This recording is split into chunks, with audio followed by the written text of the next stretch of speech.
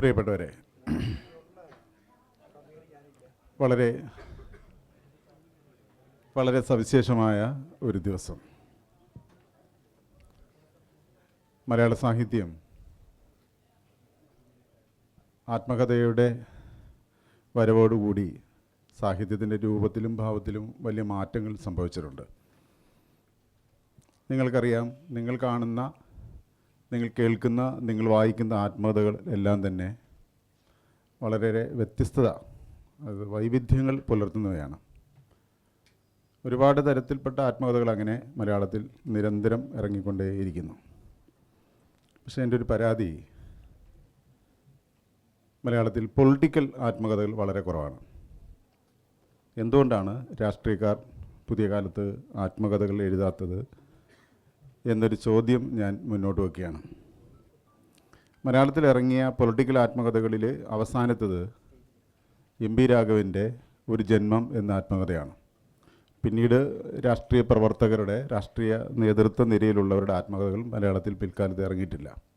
ഒരു ജന്മം തന്നെ അങ്ങനെ എല്ലാവരും വലിയ വായനയ്ക്ക് വിധേയമാക്കിയിട്ടുണ്ടോ എന്നെനിക്ക് സംശയവും ഉണ്ട്. പിന്നീട് ഒരു ആത്മകഥ പ്രസിദ്ധീകരിക്കാനായിട്ട് ഒരുങ്ങിയ സമയത്തുണ്ടായ ഒരു രാഷ്ട്രീയ നേതാവിൻ്റെ ആത്മകഥയെക്കുറിച്ചുള്ള വിവാദങ്ങളും നിലവിൽ ഉണ്ട്. അപ്പോൾ മലയാളത്തിൽ ഈ രാഷ്ട്രീയ നേതൃത്വ നിരയിലെ ആത്മകഥകൾക്കുള്ള അഭാവം നികത്തിക്കൊണ്ടാണ് ഞങ്ങൾക്കൊക്കെ ഏറ്റവും പ്രിയപ്പെട്ട പെരുപ്പംകോട് മുരളി സാറിൻ്റെ ആത്മകഥ വരുന്നത്. ഈ ആത്മകഥയ്ക്ക് ഞാനും ഒരു വഴിയാണ്. ഞാനൊരു ലൈബ്രറി പ്രവർത്തകനും ഒരു സർവകലാശാലയിലെ അധ്യാപകനും കൂടിയാണ്. ലൈബ്രറിയുമായി ബന്ധപ്പെട്ടുള്ള വിഷയങ്ങൾ സാറിനോട് സംസാരിക്കും. അപ്പോൾ സാറിപ്പോൾ നിരന്തരമായി എൻ്റെ കൂടെ ഒരുപാട് കാര്യങ്ങൾ പറയും. അങ്ങനെ പറഞ്ഞുകൊണ്ടിരുന്ന സമയത്താണ് ഞാൻ സാറിനോട് പറഞ്ഞത്, സാറ് ഈ പറയുന്നതൊക്കെ സാറൊന്ന് എഴുതിയാൽ വളരെ ഉപകാരമായിരിക്കും, നമുക്കിതൊരു പുസ്തകമായി പ്രസിദ്ധീകരിക്കാം. കേരളത്തിൽ തന്നെ പ്രസാധകൻ എന്ന് പറഞ്ഞൊരു മാസികയുണ്ട്, നമുക്ക് ആ മാസികയിൽ അത് ലക്കങ്ങളായി വരുത്താം എന്ന് പറഞ്ഞു. സ്വാഭാവികമായും സാറ് മടി പറഞ്ഞു. ഞാൻ നിരന്തരം സാറിനെ വിളിച്ചു. ഈ സമയത്ത് തന്നെ ഞാൻ പ്രസാധകനോട്ട് സംസാരിച്ചു, പ്രസാധകൻ ഷാജി രാമേന്ദ്രനോട്ട് സംസാരിച്ചു. സാറോട് സംസാരിച്ചിട്ടുണ്ട്. സാറിങ്ങനെ മടി കാണിക്കുന്നുണ്ട്, ഒരുപക്ഷെ സാർ എഴുതിയാണെങ്കിൽ നമുക്കത് പ്രസിദ്ധീകരിക്കണമെന്ന് പറഞ്ഞു. അങ്ങനെ ഞാനും ഷാജി രാമേന്ദ്രനും കൂടെ ഒരു ദിവസം, ഞാനന്ന് യൂണിവേഴ്സിറ്റികളെ പഠിപ്പിക്കുന്ന സമയമാണ്, ഞങ്ങൾ രണ്ടും കൂടെ അത് സാറിൻ്റെ വീട്ടിൽ ചെന്നു. സാറിൻ്റെ വീട്ടിൽ ചെന്ന് ഞങ്ങൾ പറഞ്ഞു, സാർ എഴുതണമെന്ന് പറഞ്ഞു. അങ്ങനെ ഞങ്ങളുടെ രണ്ടുപേരുടെയും നിർബന്ധപ്രകാരമാണ് സാറ് ഇത് എഴുതി തുടങ്ങിയത്. വളരെ മനോഹരമായി തന്നെ പ്രസാധകൻ മാസികയിൽ ഇത് അച്ചടിച്ച് വന്ന സമയത്ത് തന്നെ ഒരുപാട് ചർച്ചകൾ ഇതുമായി ബന്ധപ്പെട്ട് നിലവിൽ വന്നിരുന്നു. എന്തൊക്കെയാലും മലയാളത്തിലെ ആത്മകഥകളുടെ ചർച്ചകൾക്കിടയിലേക്ക് ഒരു നല്ല പുസ്തകം വരികയാണ്. നിങ്ങളതെല്ലാവരും വായിക്കണം. എനിക്ക് ഇതിൻ്റെ പ്രശ്നം, നിങ്ങൾ രാഷ്ട്രീയ പ്രവർത്തകരുടെ നേതൃത്വ നിരയിലുള്ള ആത്മകഥകൾ വായിച്ചാൽ അവരുടെ രാഷ്ട്രീയ പ്രവർത്തനമാണ് തുടക്കം മുതൽ ഒടുക്കം വരെ അതിനകത്തുള്ളത്. പക്ഷേ സാറിൻ്റെ ആത്മകഥ വളരെ വ്യത്യസ്തമാണ്. എനിക്ക് തോന്നുന്നത് സാറിൻ്റെ ലൈബ്രറി പ്രവർത്തനവുമായി ബന്ധപ്പെട്ട് മാത്രം ഒരു ആത്മകഥ എഴുതാം. സാറിൻ്റെ ഈ രാഷ്ട്രീയ പ്രവർത്തനവുമായി ബന്ധപ്പെട്ട് തന്നെ സാറിൻ്റെ ഒരു ആത്മകഥ എഴുതാം. നാടക പ്രവർത്തനവുമായി ബന്ധപ്പെട്ട് സാറിൻ്റെ ഒരു ആത്മകഥ എഴുതാം. അങ്ങനെ എനിക്ക് തോന്നുന്നു 3 ആത്മകഥകളുടെ സംഗമമാണ് ഈ പുസ്തകം. ലൈബ്രറി പ്രവർത്തനവുമായി ബന്ധപ്പെട്ട് പ്രവർത്തിക്കുന്നവർക്ക് സാറിൻ്റെ പുസ്തകം ഒരു ഗൈഡാണ്. നാടക പ്രവർത്തനവുമായി ബന്ധപ്പെട്ട് പ്രവർത്തിക്കുന്നവർക്ക് സാറിൻ്റെ പുസ്തകം ഒരു ഗൈഡാണ്.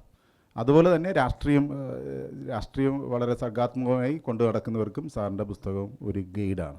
എന്തെങ്കിലും ഈ 3 ആത്മകഥകളുടെ സംഗമമാണ് സാറിൻ്റെ ആത്മകഥ. എന്തെങ്കിലും ഈ ആത്മകഥയുടെ പ്രകാശനമാണ് ഇവിടെ നടക്കുന്നത്. ഞാൻ എന്തെങ്കിലും ഈ ആത്മകഥയിൽ ഈ അധ്യക്ഷത വഹിക്കുന്നത് ഡോക്ടർ MK മുനീറാണ്. ഞങ്ങൾ ഈ പുസ്തക രൂപത്തിലെത്തിക്കണമെന്ന് ആലോചിച്ച സമയത്ത് തന്നെ ഞങ്ങൾ ഉടൻ തന്നെ മുനീർ സാറിനോട് സംസാരിച്ചു.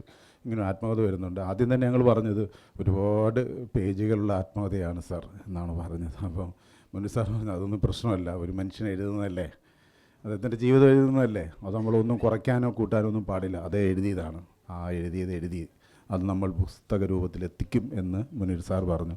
വളരെ സന്തോഷമുണ്ട്. ഈ വേദിയിൽ അധ്യക്ഷത വഹിക്കുന്നത് ഒലി ബുക്സിൻ്റെ ഉടമസ്ഥനും കേരളത്തിലെ ഏറ്റവും പ്രിയപ്പെട്ട, നമ്മളെല്ലാം ബഹുമാനിക്കുകയൊക്കെ ചെയ്യുന്ന ഡോക്ടർ MK മുനീറാണ്. മുനീർ സാറിനെ ഞാൻ വളരെ സ്നേഹത്തോടുകൂടി സ്വാഗതം ചെയ്തുകൊള്ളുന്നു.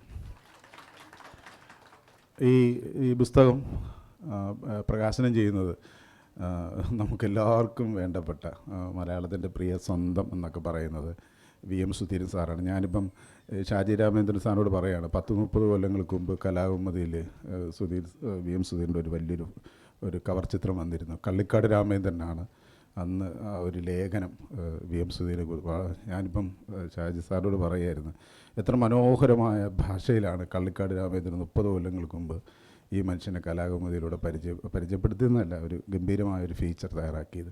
ഇപ്പോൾ ആ മുഖത്തിന് ഒരു കുഴപ്പമില്ലാതെ വളരെ സൗന്ദര്യത്തോടുകൂടി ഇരിക്കുന്നു. ഈ ബുക്ക് എന്തൊക്കെയാലും പ്രകാശനം ചെയ്യാൻ വളരെ കൃത്യമായി എത്തിയ യോഗ്യതയുള്ളയാൾ VM സുധീരനാണ്.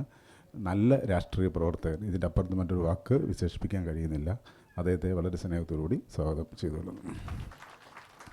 ഈ പുസ്തകം ഏറ്റുവാങ്ങുന്നത് നിങ്ങൾക്ക് എല്ലാവർക്കും അറിയാവുന്ന ആളാണ്. നമ്മൾ സ്ഥിരമായി ചാനലുകളിൽ കാണുന്ന ജോസഫ് സി മാത്യു. ഞാൻ അദ്ദേഹത്തിൻ്റെയും എനിക്ക് പരിചയം മലയാളം വീക്കിലിയിൽ അതേ ഒരു ചെറിയ സമയത്ത് ചില വിവാദങ്ങളിലൊക്കെ പെട്ട സമയത്ത് മലയാളം വീക്കിലിയിൽ അദ്ദേഹത്തിൻ്റെ ഒരു കവർ വന്നിരുന്നു.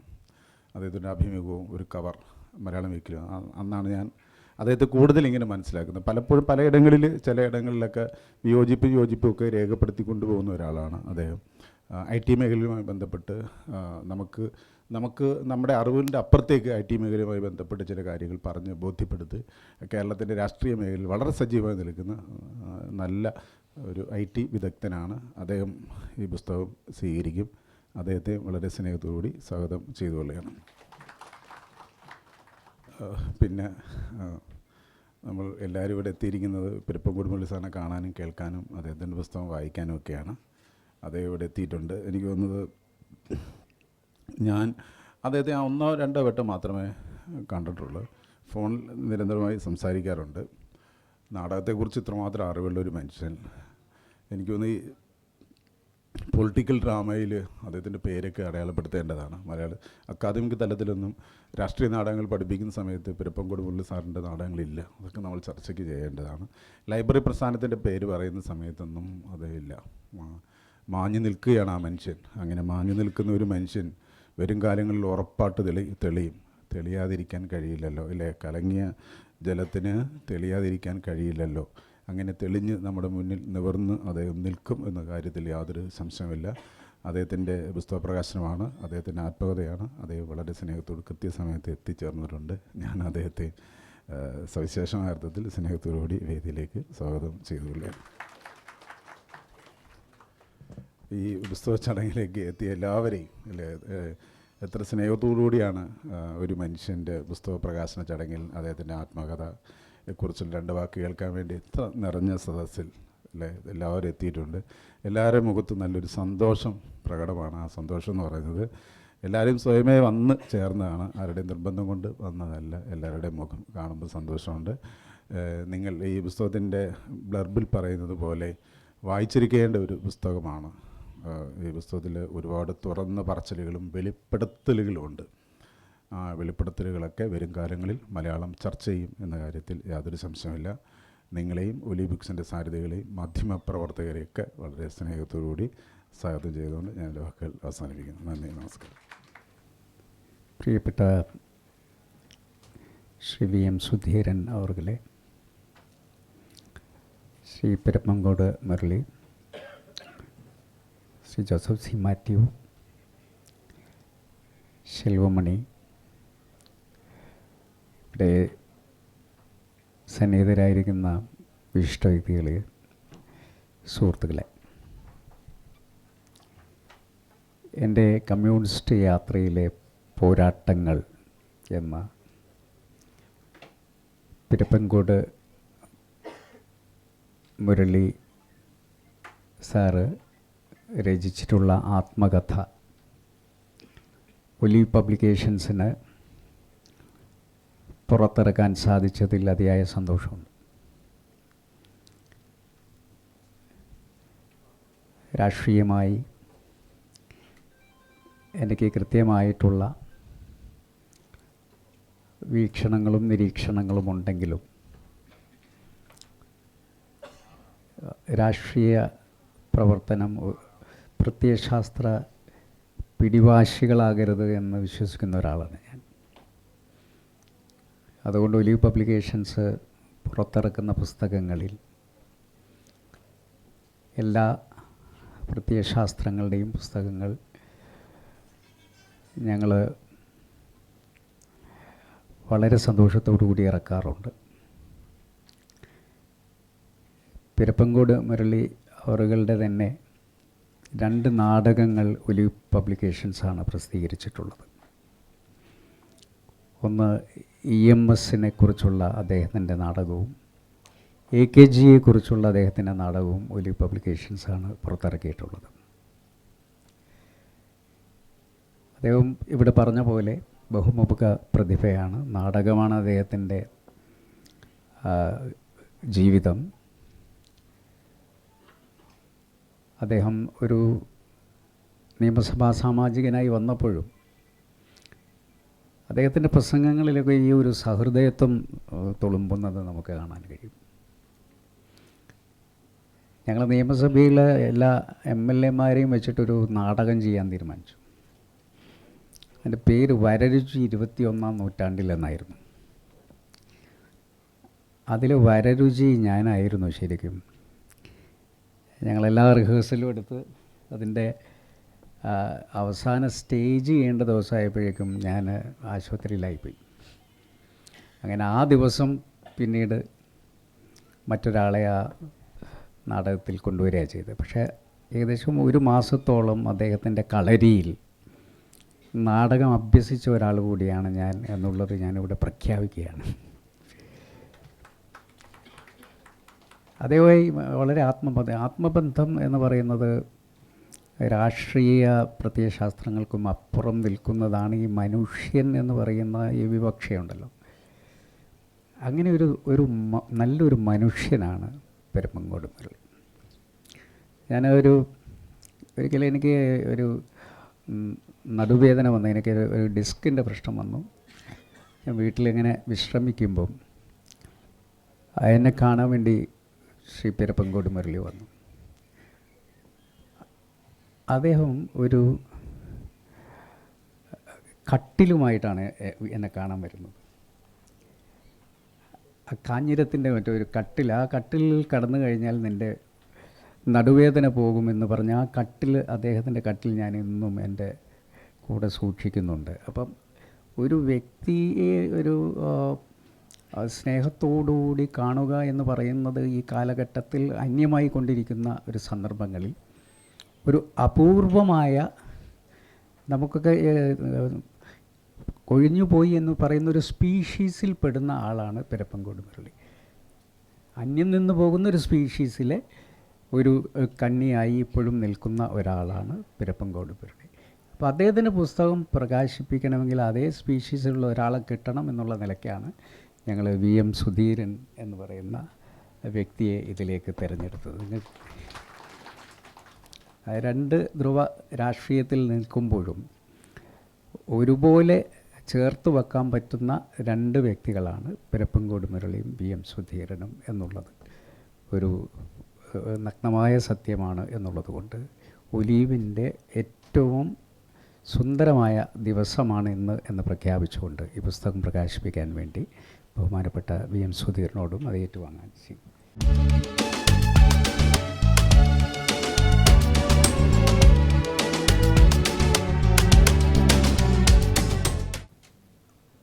ഈ ഹൃദ്യമായ കൂട്ടായ്മയിലെ അധ്യക്ഷൻ, എനിക്ക് ഏറ്റവും പ്രിയപ്പെട്ട ഡോക്ടർ മുനീർ, ഇവിടെ പുസ്തകം ഏറ്റുവാങ്ങിയ ശ്രീ ജോസഫ് C. മാത്യു, അദ്ദേഹം നിങ്ങൾക്ക് എല്ലാവർക്കും അറിയാം, കാലത്ത് മാധ്യമ ചർച്ചയിൽ മാതൃകാപരമായി ഇടപെടുന്ന ഒരു വ്യക്തിയാണ്.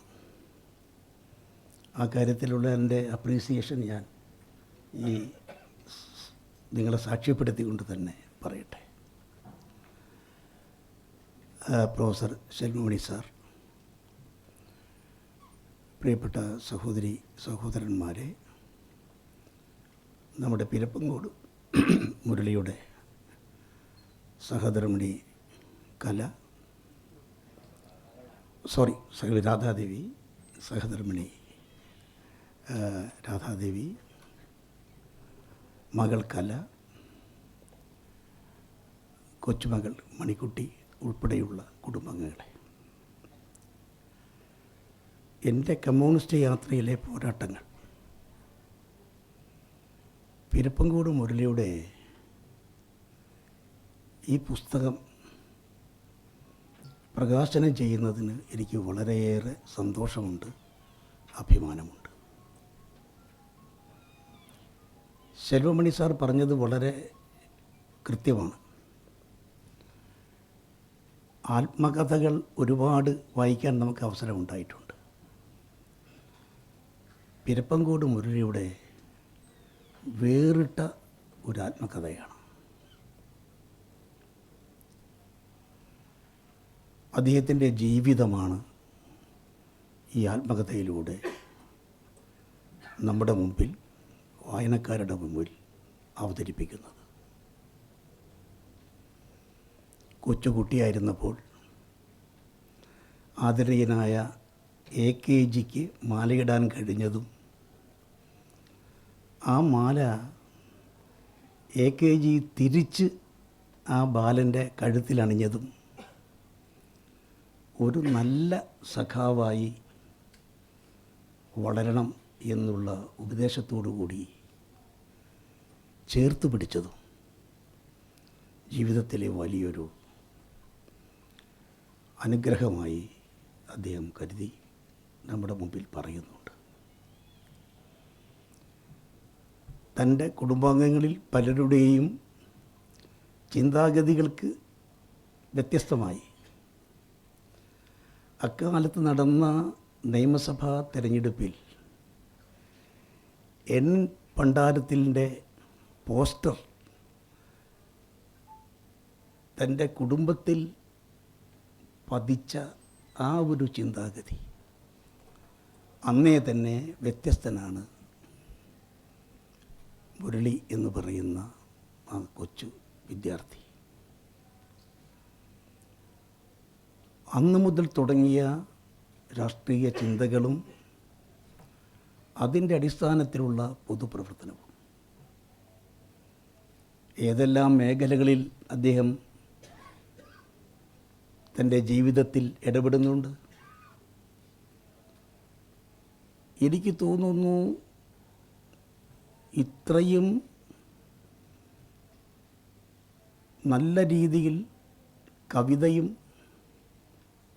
നാടകവും നിരൂപണവും അധ്യാപനവും ഒക്കെ നടത്തിയ പ്രഭാഷകനായിട്ടുള്ള, പാർലമെൻറ്റേറിയനായിട്ടുള്ള, അതുപോലെ തന്നെ സാമൂഹ്യ പ്രവർത്തകനായിട്ടുള്ള ഒരു വ്യക്തിയെ നമുക്ക് അപൂർവമായിട്ട് മാത്രമേ കാണാൻ കഴിയൂ.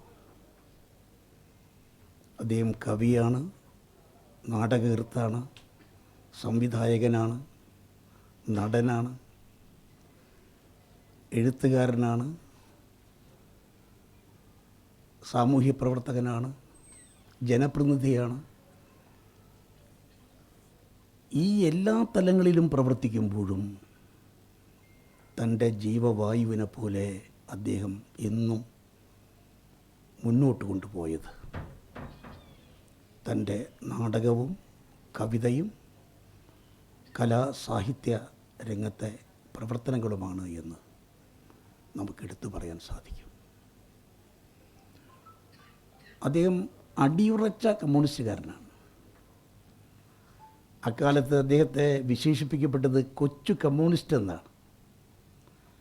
ആ കൊച്ചു കമ്മ്യൂണിസ്റ്റായി പ്രവർത്തിക്കുന്ന ആ കാലം മുതൽ തന്നെ അടിയുറച്ച കമ്മ്യൂണിസ്റ്റുകാരനാണ് അദ്ദേഹം. തൻ്റെ ആത്മാർത്ഥമായ രാഷ്ട്രീയ ആശയങ്ങളിൽ നിന്നും ഒരിക്കലും വ്യതിചലിച്ചിട്ടില്ല. വ്യതിചലിച്ചു എന്ന് മറ്റുള്ളവർ അടിസ്ഥാനരഹിതമായ കാര്യങ്ങൾ പറഞ്ഞ് അദ്ദേഹത്തെ മോശക്കാരനാക്കാൻ ശ്രമിച്ച സന്ദർഭങ്ങളിലും അതൊന്നും തന്നെ ബാധിക്കുന്ന കാര്യമല്ല. തൻ്റെ അടിയുറച്ച രാഷ്ട്രീയ വിശ്വാസങ്ങളോട് നീതി പുലർത്തിക്കൊണ്ട് അദ്ദേഹം മുന്നോട്ട് പോയി. താൻ വളർത്തി വലുതാക്കിയവരിൽ നിന്ന് പോലും തിരിച്ചടിയുണ്ടായപ്പോഴും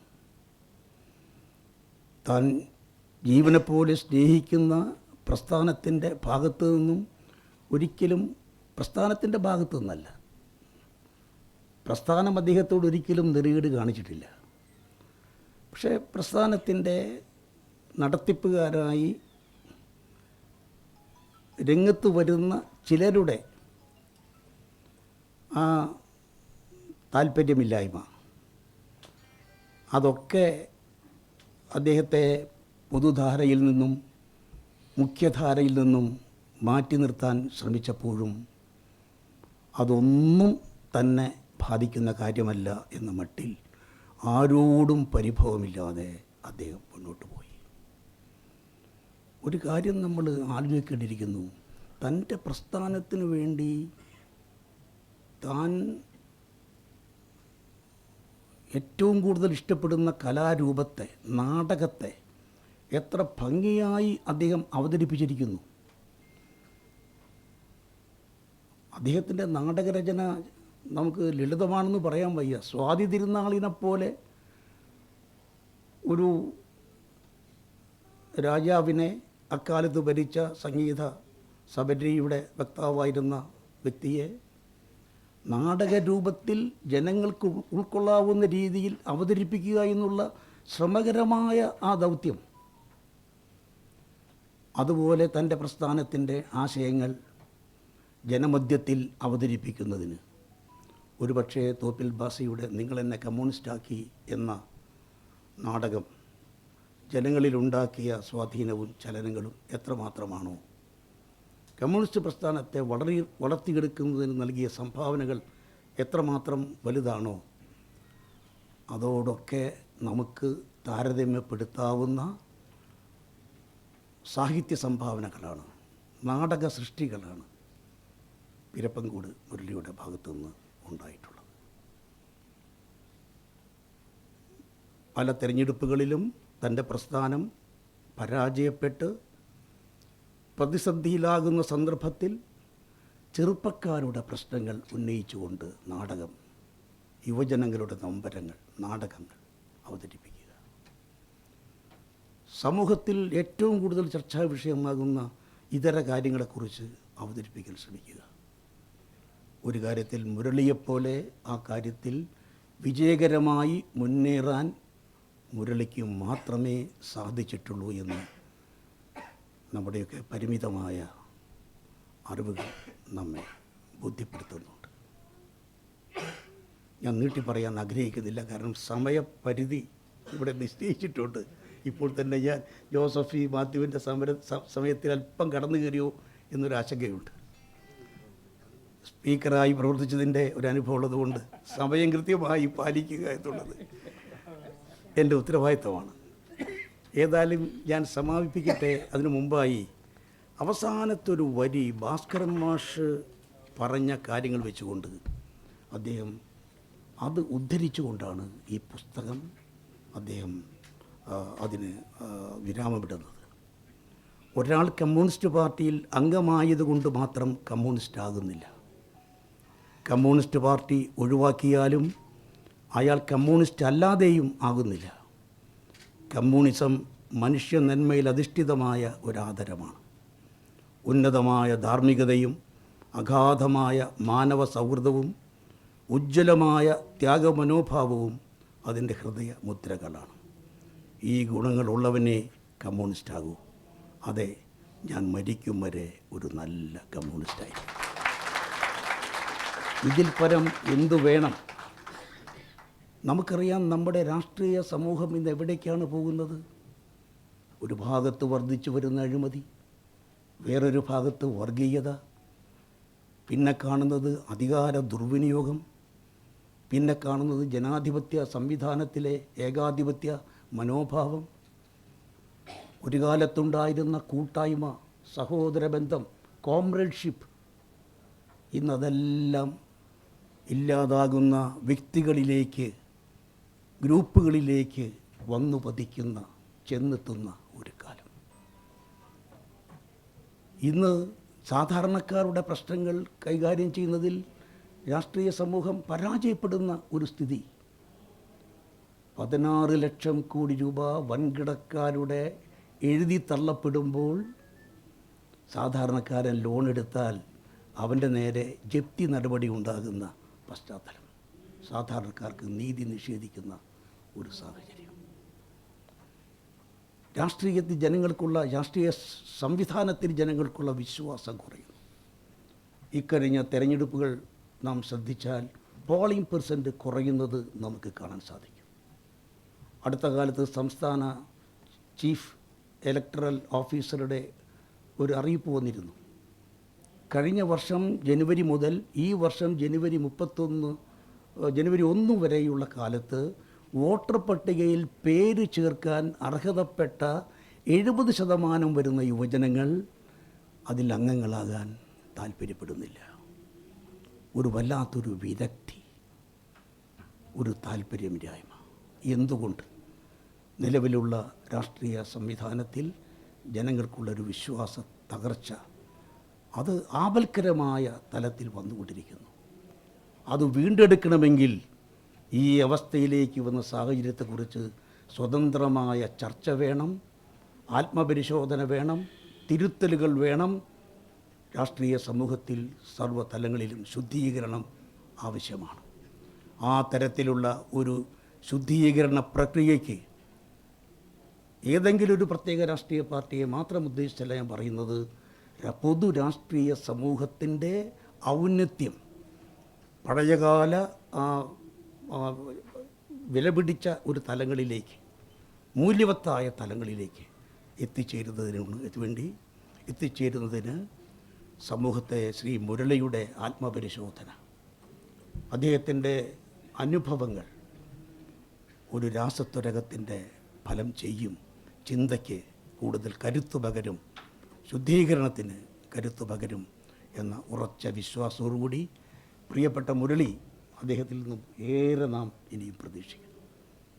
ആരോഗ്യ പ്രശ്നങ്ങൾ അദ്ദേഹത്തിനുണ്ട്. പക്ഷേ ആ അനാരോഗ്യ പ്രശ്നങ്ങളെപ്പോലും അദ്ദേഹം മറ്റൊരു രീതിയിൽ തൻ്റെ സാഹിത്യ രചനയ്ക്ക്, തൻ്റെ എഴുത്തിനുള്ള മറ്റൊരു അവസരമായി കണ്ടുകൊണ്ട് ആ മേഖലയിൽ അദ്ദേഹം മുന്നോട്ട് പോവുകയാണ്. പ്രിയപ്പെട്ട മുരളി, ഞങ്ങൾ ഇനിയും പ്രതീക്ഷിക്കുന്നു, ഏറെ പ്രതീക്ഷിക്കുന്നു. എല്ലാ വിജയങ്ങളും നേരുന്നു. ബഹുമാനപ്പെട്ട അധ്യക്ഷൻ Shri M.K. Muneer, VM Sudheeran sir, Perappankode Murali സഖാവ്, സെല്ലോണി സാറ്, സദസ്സിലുള്ള ബഹുമാന്യരെ, ഈ പുസ്തകം ഏറ്റുവാങ്ങണം എന്ന് എന്നോട് ആദ്യം ആവശ്യപ്പെട്ടത് സഖാവ് പെരപ്പങ്കോട് മുരളി ആണ്. അതിനുശേഷമാണ് ഒലിവ് ബുക്സ് എന്നോട് ഇതാവശ്യപ്പെടുന്നത്. അപ്പോൾ തന്നെ ഞാൻ സഖാവിനോട് ചോദിച്ച ഒരു ചോദ്യം, ഞാൻ തീർച്ചയായിട്ടും പരിപാടിക്ക് എത്തും, പക്ഷേ ഈ പുസ്തകം ഏറ്റുവാങ്ങുന്നത് ഞാനാണോ ചെയ്യേണ്ടത്? തീർച്ചയായിട്ടും അതിലും പ്രഗത്ഭരായിട്ടുള്ള ആൾക്കാർ ഇത് ഏറ്റുവാങ്ങാനുണ്ടാവും. ഈ സദസ്സ് കാണുമ്പോൾ എനിക്കത് തീർച്ചയായിട്ടും ബോധ്യമുണ്ട്. പക്ഷേ അദ്ദേഹം പറഞ്ഞു ഞാനാണിത് ഏറ്റുവാങ്ങേണ്ടത് എന്ന് പറഞ്ഞു. ഞാനത് അദ്ദേഹം നാടകങ്ങളിലൊക്കെ കാണിക്കുന്നത് പോലെയുള്ളൊരു ഇമേജറിയുടെ ഭാഗമാണ് എന്നാണ് ഞാൻ അപ്പോൾ തന്നെ മനസ്സിലാക്കിയത്. തീർച്ചയായിട്ടും അദ്ദേഹം വളരെ പ്രതീകാത്മകമായി ആണ് എന്നോട് ഇത് ഏറ്റുവാങ്ങാൻ പറഞ്ഞത് എന്നാണ് ഞാൻ ചിന്തിക്കുന്നത്.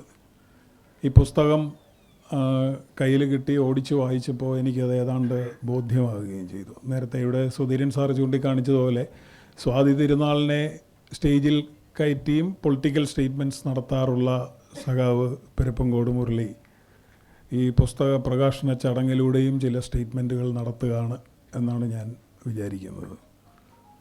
ആ പുസ്തകം കേരളത്തിലെ മുഴുവൻ വായനക്കാർക്കും വേണ്ടി ഞാൻ വിനയപുരസ്സരം ഏറ്റുവാങ്ങുന്നു. അദ്ദേഹം ഈ പുസ്തകം നമ്മൾ ഓടിച്ചു വായിക്കുമ്പോൾ തന്നെ തോന്നുന്ന ഒരു കാര്യം, പല ആത്മകഥകളിലും നേരത്തെ ഇവിടെ പറഞ്ഞു പൊളിറ്റിക്കൽ ആത്മകഥകൾ കുറവാണ്. എന്ന് പറഞ്ഞു. ശരിയാണ്. രാഷ്ട്രീയക്കാരായിട്ടുള്ളവർക്ക്, പ്രത്യേകിച്ച് സത്യസന്ധരായ രാഷ്ട്രീയക്കാരായിട്ടുള്ളവർക്ക്, അതിലും ഉപരി കമ്മ്യൂണിസ്റ്റ് രാഷ്ട്രീയ നേതാക്കൾക്ക് ആത്മകഥ എഴുതുക വളരെ ബുദ്ധിമുട്ടാണ്. വളരെ പ്രഗത്ഭനായ, ഒരുപക്ഷെ കേരളത്തിലെ ഏറ്റവും പ്രഗത്ഭനായ കമ്മ്യൂണിസ്റ്റ് നേതാവ് 3 തവണ ആത്മകഥ എഴുതാൻ ആരംഭിച്ച ശേഷം തന്നെ കൊണ്ടതിനാവില്ല എന്ന് തോന്നിയിട്ട് അവസാനിപ്പിക്കുന്നത് ഞാൻ കണ്ടിട്ടുണ്ട്, എനിക്ക് നേരിട്ട് അറിയാവുന്നതാണ്. അതുകൊണ്ട് അദ്ദേഹം ഏറ്റെടുത്തത് വളരെ വളരെ ശ്രമകരമായിട്ടുള്ള ഒരു ദൗത്യമാണ്. അതിൽ അദ്ദേഹം ഏറെക്കുറെ വിജയിച്ചു എന്നാണ് ഞാൻ പറയുക. ഒന്ന്, എല്ലാ പുസ്തകത്തിലും നമ്മളുടെ ഒരു ഭാവന, നമ്മൾ സെൽഫ് സെൻട്രിക് ആയിട്ടുള്ള ഒരു അപ്രോച്ചൊക്കെ വരും.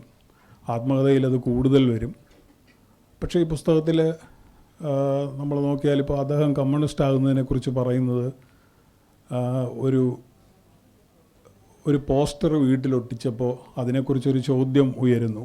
ആ ചോദ്യത്തിന് മറുപടി നൽകുന്നിടത്തു നിന്നാണ് അദ്ദേഹം ഒരു കമ്മ്യൂണിസ്റ്റായി രൂപപ്പെട്ട് വരുന്നത്. ആ തിരിച്ചുള്ള മറുപടിയിൽ നിന്നാണെന്നാണ് അദ്ദേഹം പറയുന്നത്. അദ്ദേഹത്തിൻ്റെ അച്ഛൻ കമ്മ്യൂണിസ്റ്റ് അനുഭാവിയാകുന്നതിനെക്കുറിച്ചും സമാനമായ ഒരു അനുഭവമാണ് അദ്ദേഹം പറയുന്നത്.